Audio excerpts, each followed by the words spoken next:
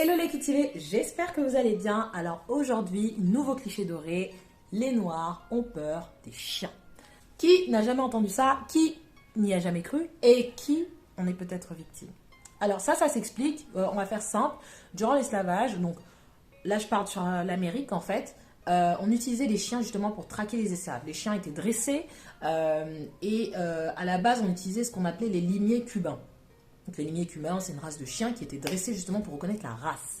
À partir du moment où ils ont vu que ça fonctionnait bien à Cuba, les Américains, les Européens, donc les Anglais, les Français, ont commencé à acheter cette race de chiens et après ils les ont mélangés aux races qu'ils avaient localement et à utiliser ces chiens pour pouvoir traquer les esclaves. Donc c'est les mêmes chiens qui ont été utilisés pour intimider les Haïtiens lors de la Révolution haïtienne, pour aller récupérer les marrons dans les Antilles françaises.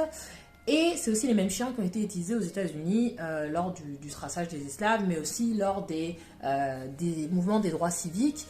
C'est cette race de chiens qu'on a utilisée. Donc celui qu'on appelle aujourd'hui le meilleur ami de l'homme a été pendant très longtemps le plus grand ennemi de l'homme noir.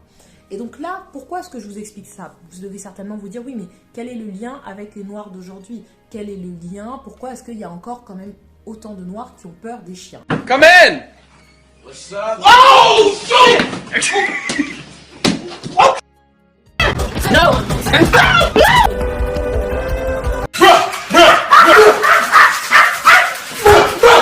Alors, premier réflexe, quand vous entendez un noir qui vous dit qu'il a peur des chiens, surtout ne vous moquez pas. Parce qu'il peut s'agir de ce qu'on appelle en psychologie un traumatisme transgénérationnel. Alors ça, ce sont des traumas en fait, qui ont été vécus par les ancêtres.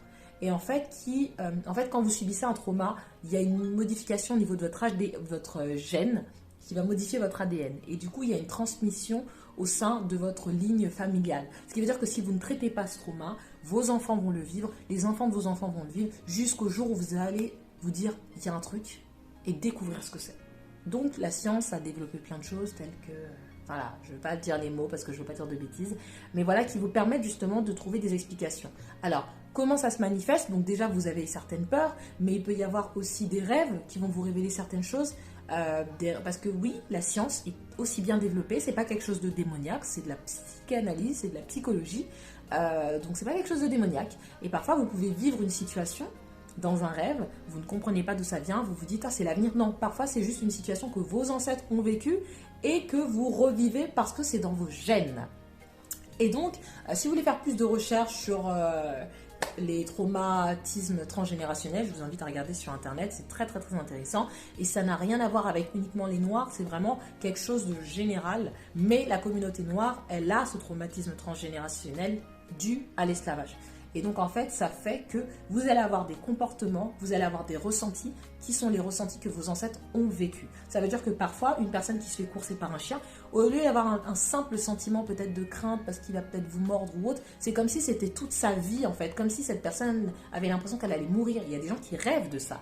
Et en fait, c'est juste le sentiment qu'un ancêtre a vécu lors d'une poursuite par un chien. Et donc c'est ce qui explique qu'il y a des noirs aujourd'hui qui ont peur des chiens. Et ça, c'est connu. La dernière fois, j'assistais à une conférence, une masterclass de Pascal Blanchard, qui expliquait que justement, Uber, si je peux, je vous mettrai l'extrait, mais qui expliquait que justement, Uber, pendant ils avaient une campagne marketing autour des discriminations, et en fait, durant cette même période, il y avait des personnes qui dénonçaient le fait que certains chauffeurs Uber refusaient les chiens, notamment les chiens d'accompagnement aux personnes malvoyantes.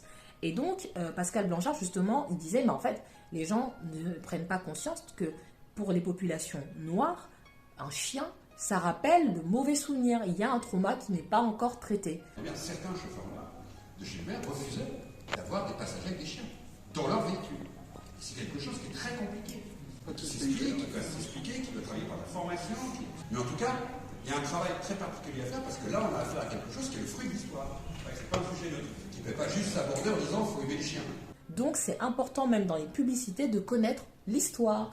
Donc pour ce traumatisme-là, ça explique qu'aujourd'hui, on pense que les noirs ont peur des chiens. Donc si vous voyez un noir qui a peur d'un chien, ne vous moquez pas de lui, mais bien au contraire, essayez de comprendre avec lui d'où cela peut venir. Essayez peut-être même de retracer l'arbre généalogique pour essayer de voir d'où vient cette histoire.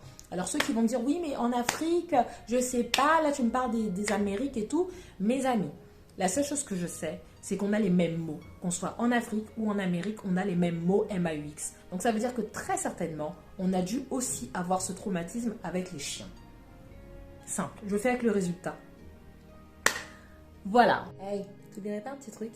Like, partage, commente, c'est gratuit et puis ça donne de la force. On se retrouve pour un prochain numéro sur Culture Dorée. Bisous. Mouah.